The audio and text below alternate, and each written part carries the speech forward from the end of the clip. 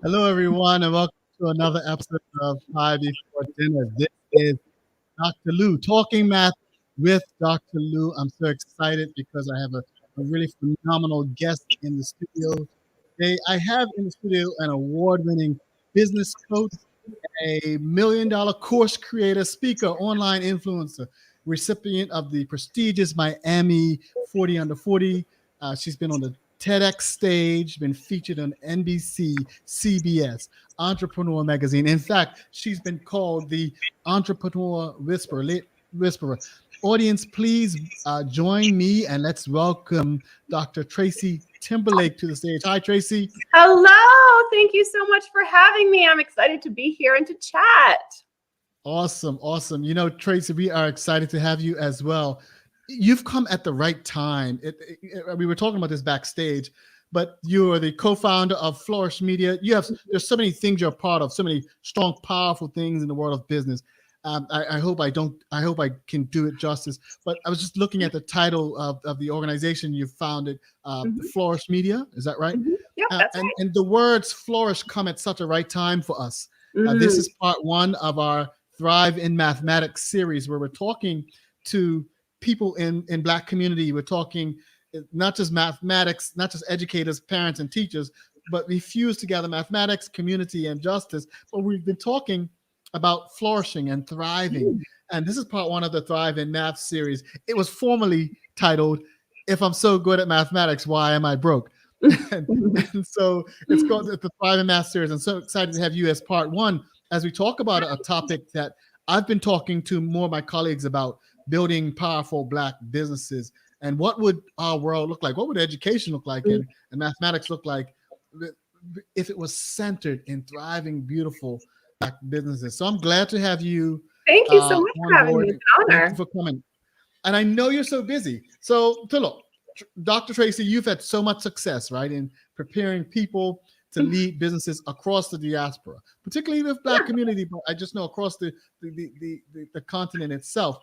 Can you tell the audience, just for those who haven't come into contact with your work or you before, tell us your why, your motivations for this work, and why you're committed to this work of business building. Well, I think it really is because of kind of how I came into this space, right? So like a lot of the people that I work with, grew up very middle class, was told that success looked a certain way. You go to college and then you get a job and you work that job for 40 years and then you can retire. And in doing that, I was like, that does not sound like the life that I want. And I tried to do it, and I tried to do it multiple times over, and never felt like I belonged in any organization, whether it was the corporate world or whether it was nonprofit, or I even did ministry for a little bit, like vocational ministry. And it just was never a good fit. I always felt like there was something inside of me that needed to be expressed. And I found YouTube kind of in the middle of all that. And then YouTube became like an outlet for me where I could just share things that I liked, things that I love to talk about. And then I realized, I can actually make a living, or I can make money off of being myself. This is great. Why have I not done this before? And this was, before anyone was talking about personal branding. Not a lot of people were making money doing anything online, really. But it became an option. And I was like, this is exactly what I want to do. And so it grew from there. And I realized in doing that there were so many people who had a story that was very similar to mine, and just didn't know how to navigate it, or didn't realize that there was a way out. And so that kind of fuels me to be able to share that and to educate people that, there are alternative methods of success. I mean, I believe in education, obviously. I have multiple degrees, but I think that success can come in many forms. And especially now in 2021, if you are wanting to explore a different way of success, then now's the time to do it. You're preaching a whole message to me, and sorry, head was down because you said something just now that I hadn't thought about. You said that you you even tried ministry, Yeah. right? And I was looking at one of your Instagram posts. You are my quasi business coach, if you don't know it. But I was looking at one of your Instagram posts, a recent one, and you were posting something about, and I just want to read it for you because this sounds like a ministry to me. It feels like a ministry. So this is what you said. I'll just read it out for the audience. It was a reminder. Own the parts of you that go against the grain. Yeah. You are meant to be different. You're meant to stand out. You're meant to be uniquely you. Strategize that. Commercialize that. Monetize that. Right. And that was so powerful, so powerful. Yeah, that's kind of been my MO, so to speak, is like monetizing yourself. Like learn how to monetize the skills that you already have, because there are ways to do it. You know, I work with some of the most highly educated people. 80% of my clientele have advanced degrees. Over half of them have, you know, doctorates in one form or another. And, you know, these are the top 2% of highly educated people in the world, in America for sure. Why are they not living as if they have these high levels of education? Oh man, I didn't realize you were going to say that, Tracy. You just, I don't see this audience. I don't know if you realize how much you just triggered us, right? Well, hopefully it gets people to start thinking out of the box. It does. But Dr. Tracy, can you believe this, right? This show finds a way to talk about mathematics and community and justice, and we bring together people in ways that, in spaces they might not often connect.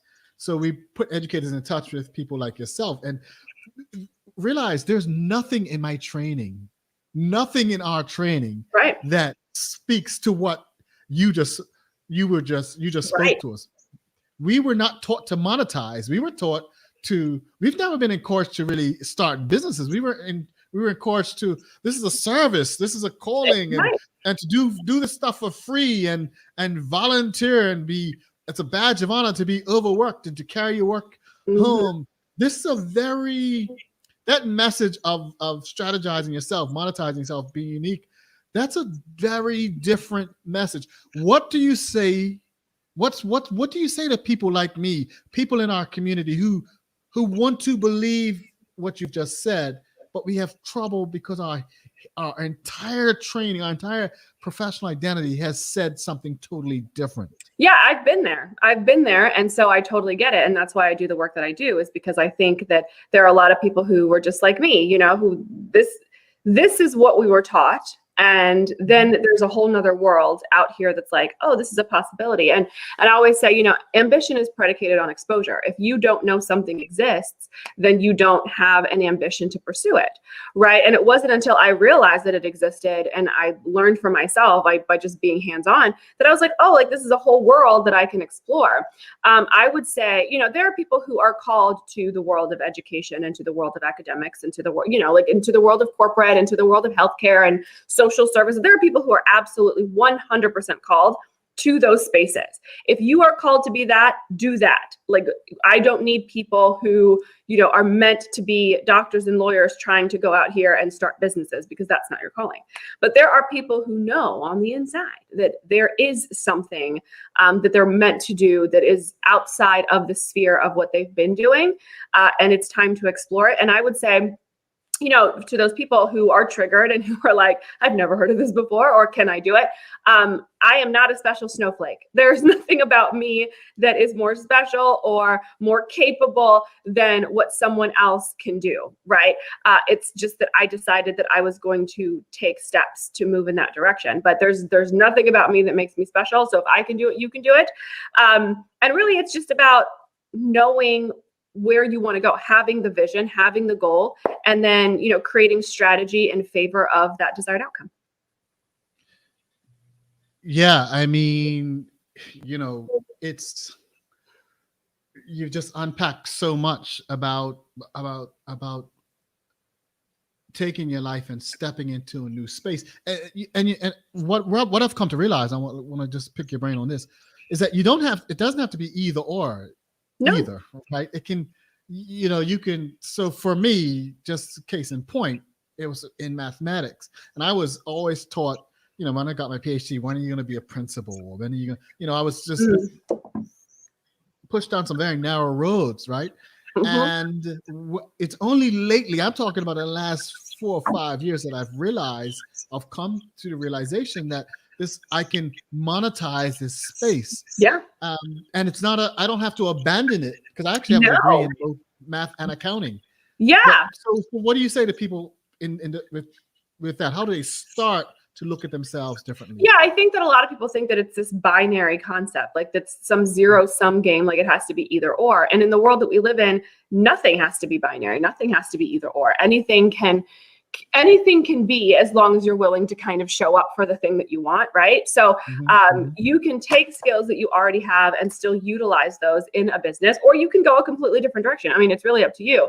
But part of the work that I do is helping my clients understand kind of the things that they already do really well. And then that's what we monetize. A lot of the people that I work with, they've been in education for 20 years. They've been in, corporate leadership for 15 years. They've been doing this work already. They're just kind of ready to branch out and be well known for it on their own, apart from an organization.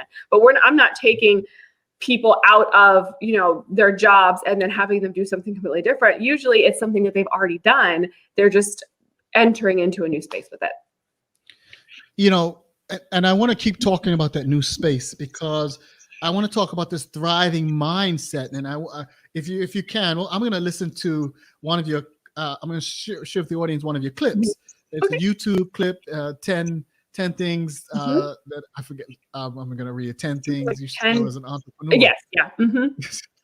And I found it fascinating. I'm going to read up to the first thing, and I want to talk about mindsets. If you can just talk a bit about the kind of mindset people are going to need to kind of make this shift, if we can shift to that. So I'm just going to share my screen and show that clip.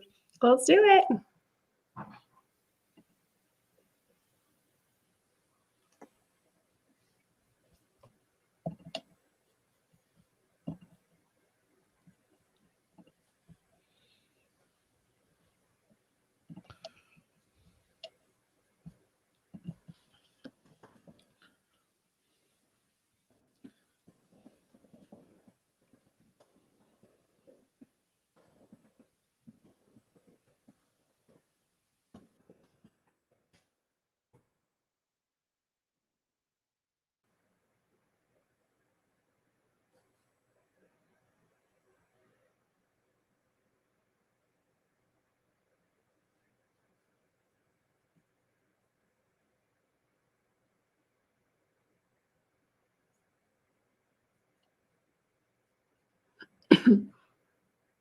I don't think people can hear it. Somebody commented that they can't hear it.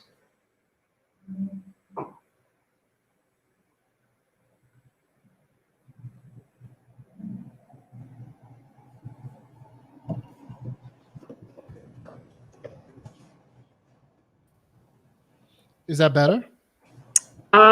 Somebody commented and said they can't hear.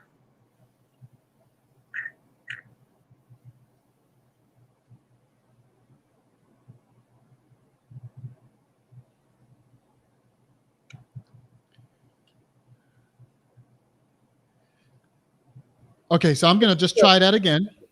And what I'm going to do is I just have to link the audio. Let me just try that again, because I really don't want people to miss that. Share, and let me, share the audio. That would help. Share the audio. We'll start that again. You are listening to 10 Things Every New Entrepreneur Should Know by Dr. Tracy Timberlake. This is Pod Before Dinner Talking Math with Dr. Lou. And so we'll start over.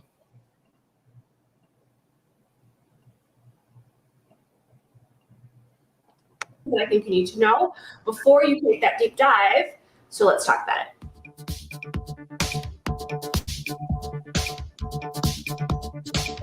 Hey guys, Dr. Tracy Timberlake here. I'm an award-winning business coach, and I help entrepreneurs, leaders, and influencers show up as powerhouses in the online space. Today, today we are going to talk about the 10 things that you probably need to know before you dive into full-time entrepreneurship. Now, over 10,000 people have taken my trainings and workshops and courses, and I've talked to a whole bunch of people, and based off of those conversations, I put together this list just for you. So let's get started. Number one, money is easy, but the mindset to get it is not. So here's the thing. There's an overwhelming abundance of money that is circulating this planet. There's literally not scarcity when it comes to the amount of money that exists. So money is changing hands every single second of the day. The issue is trying to get that money to go from where it is right now into your bank account. And that requires a very certain and specific kind of mindset. So if you grew up with a mindset that says that money is scarce, if you grew up with the mindset that says it takes a ton of work, it takes a long time, you have to be super smart, you have to be super educated, you have to be super successful in order to get money, well, that is going to affect your ability to call it into your experience. The majority of people do not grow up in a household where having a healthy money mindset or a healthy wealth consciousness is available to them. So changing your framework, shifting how you think about money is going to help you significantly when it comes to making it. Number two, when you start your business, you cannot expect for everyone to be on board. And that's just the reality of it. Because the truth is the majority of people... I'm going to stop it right there. That was really phenomenal, that last piece. Do you know what I'm going to mention? I don't know. Wait, money? No, you brought up something. I just think it's so spot on. This healthy mindset around money, this healthy wealth consciousness. Yes. Can you talk a little bit about that mindset? So that's the work. The work is not so much in the strategy of building a business. I feel like that part is actually easy. It's the internal stuff. It's the inward stuff that really holds people back. I mean, if I could just give somebody a checklist of like, do this, do this, do this, do this, do this, and you'll have a successful business. It's pretty, it's like a well-oiled machine there's many different ways, but permutations. But generally speaking, in 2021, building business is pretty easy. It's the mindset that people have around it that really is what hinders them. So it's the mindset around everything from visibility, being visible in a new way. Well, I've never been on Instagram. I've never been on LinkedIn like this. I've never, showed up as an expert. I've never talked about myself before. I've only ever talked about my organization. So that's one mindset piece.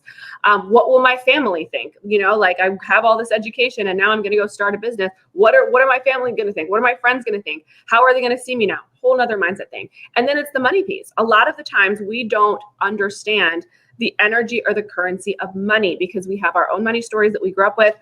Money is hard. Money doesn't grow on trees. You have to work hard for money. All things that I'm just like, it's a bunch of BS. There's stories that you tell yourself. And if you tell yourself the story enough times, then you're going to start to believe it. But none of it's actually true. Like you have to work hard for money is not actually true. Some of I know people who work very hard and don't have a lot of money. And I always tell people, the more money I make, the less hard I work because I'm working smarter. I have a bigger team. I can hire more people. My systems are more on point, the more money I make. So that's not actually true. But we grew up with these ideologies and we adopt them, from the people around us, whether it was your parents or, your teachers or whoever. And we learned these ideologies around money. And so our wealth consciousness is pretty much non-existent. We don't believe that wealth is accessible. We don't believe that it's accessible to us. We think that it's somewhere over there. It's outside of us. And it's just not true. Wow. No, you're so right. So many of the things we've learned. And you said money doesn't grow on trees. I heard that a lot of times as I was growing up as a youth man in Bermuda. We learned these ideologies, and some of them have been weaponized to keep us giving. Because we're also, when I think about Black community, we're also very giving. We give large percentages of our money to charitable organizations, and but we don't often necessarily have access to the kind of wealth consciousness we need to do this work. Real quickly, let me, as I'm going to shift to some critical steps, but real quickly, what do you see as, the title of the show is Building Beautiful Black Businesses. Mm-hmm. What do you see as the power of Black businesses on the landscape? What do you think that brings to our society in these times today? Oh, so much. First of all, I think it's undeniable how Black culture has infiltrated and affected all of what we see all over the world, not just in America, but I mean, we see how Black culture has affected everything from music to fashion to, art, all over the world, not just here. I mean, you can go to Korea, you can go to Japan, you can go to Dubai, you can go to, everywhere and see the effects of it. I think what it's going to do when we build Black businesses, first, I should say this, is that Black businesses, especially Black businesses owned and operated by women, are the fastest growing and have been so for the last several years. So there are several businesses. It's the largest growing population of new businesses sprouting up. So we're very excited about that. And we're very, at least as a Black woman, very proud that that is a statistic that exists.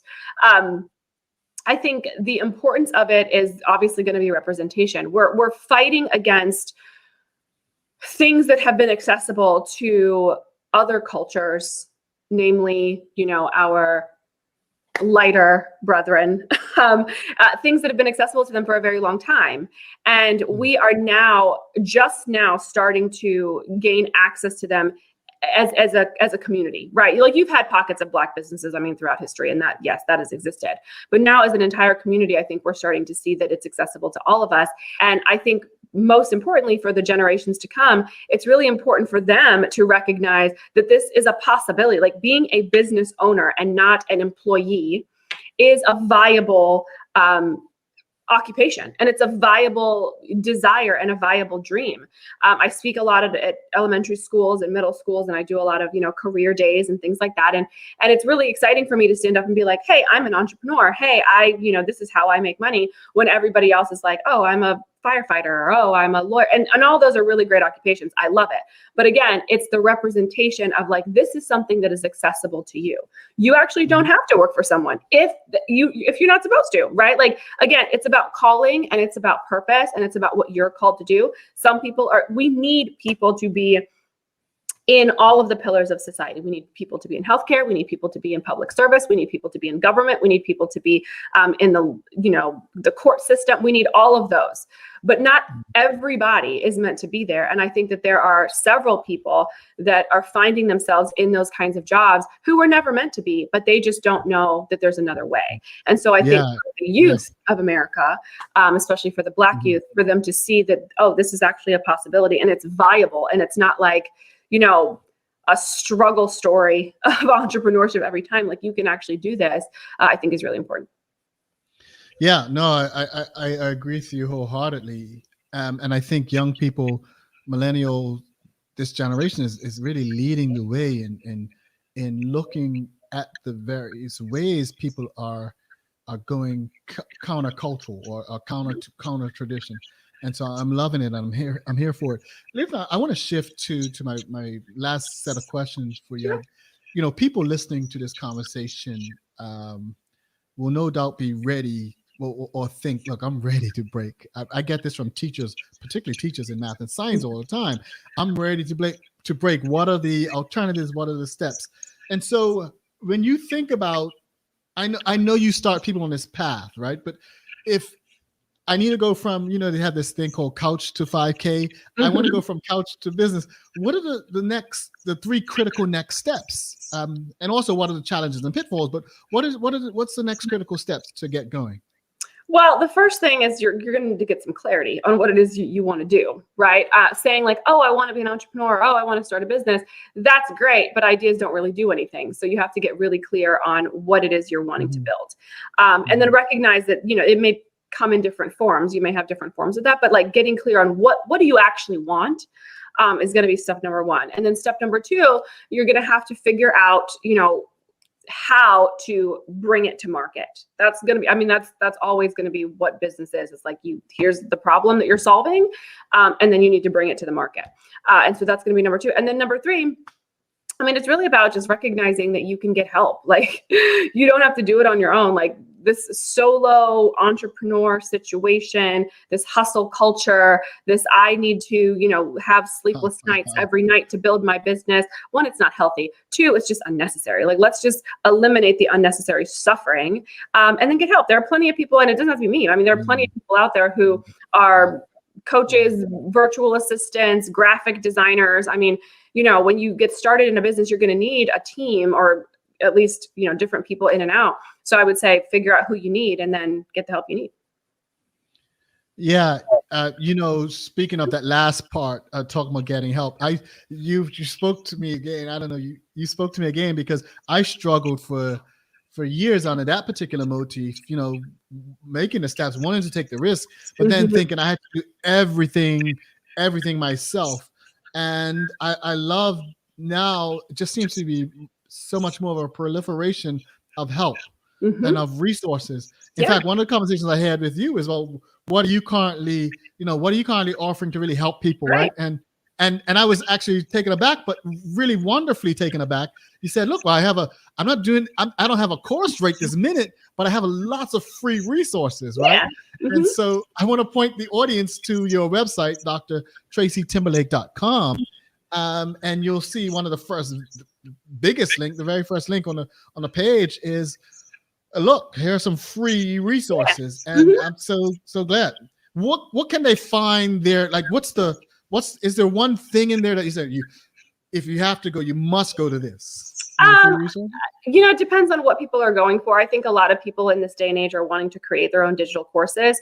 So they kind of sign up for that as like, creating a mini course just to get started. It kind of helps you test the waters.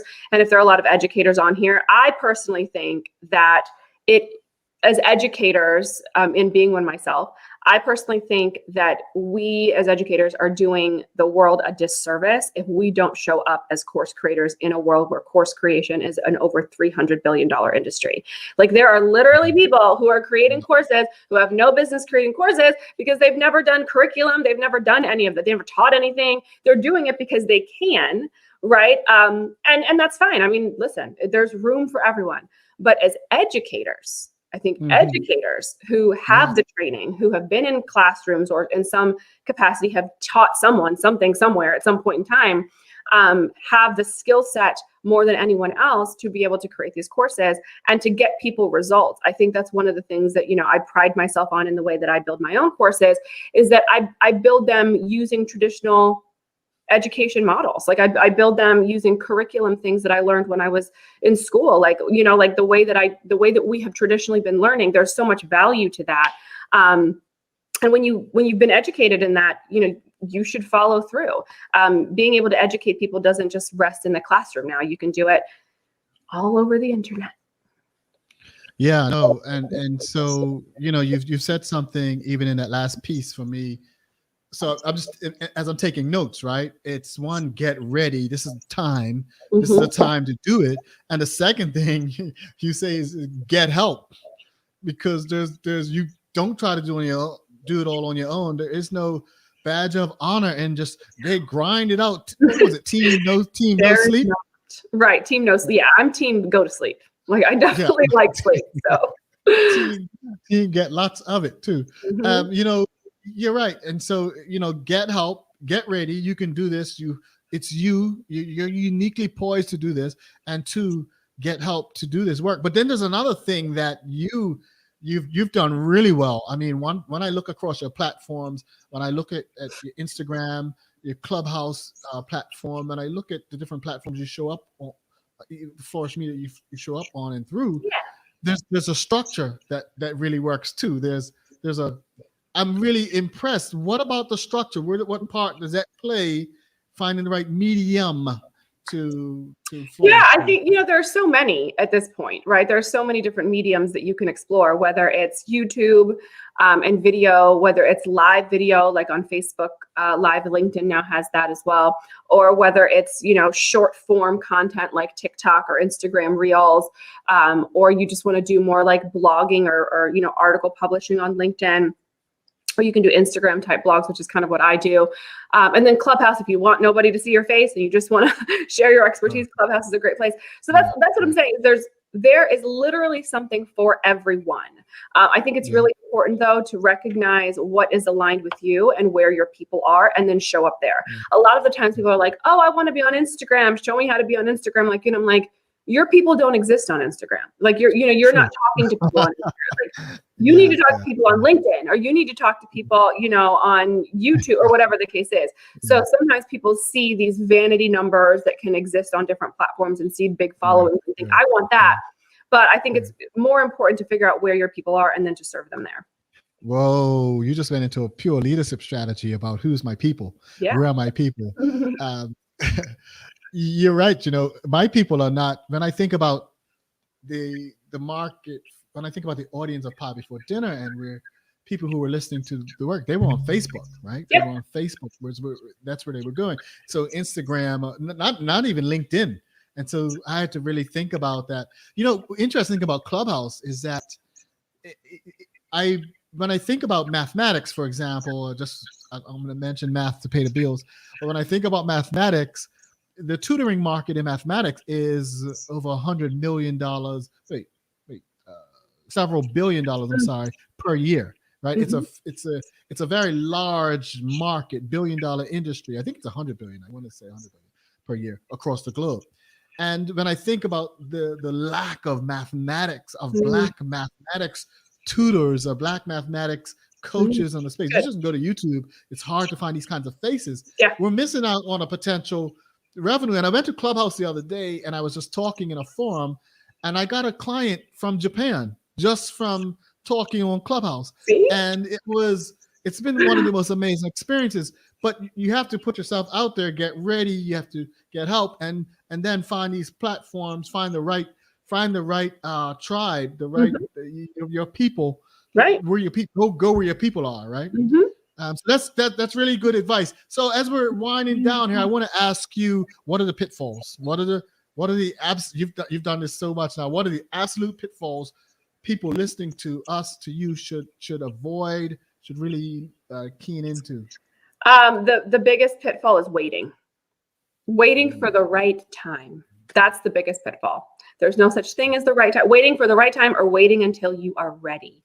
And there's just no such thing as I'm ready or the right time. The right time is now.